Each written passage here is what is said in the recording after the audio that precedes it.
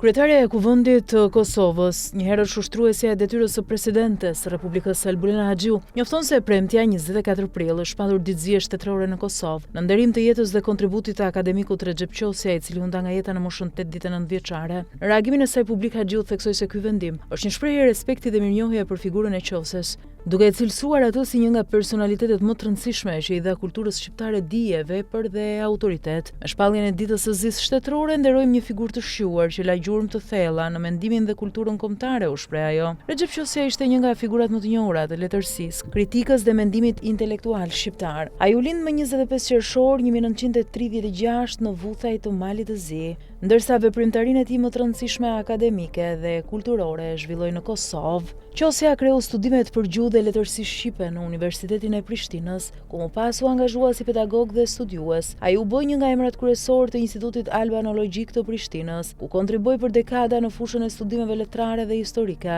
Recep Qosja njihet veçanërisht për veprat e tij në kritikën letrare, historinë e letërsisë dhe eseistikën. Ai ka analizuar në mënyrë të thelluar zhvillimin e letërsisë shqipe dhe figurat kryesore të saj. Ndër veprat më të njohura janë studimet për rilindasit dhe autorët modern shqiptar, si edhe analiza mbi identitetin kulturor shqiptar. Në letërsinë artistike ai ka lënë gjurmë me romanin Vdekja më vjen prej syve të tillë, një nga veprat më të rëndësishme të prozës shqipe bashkëkohore.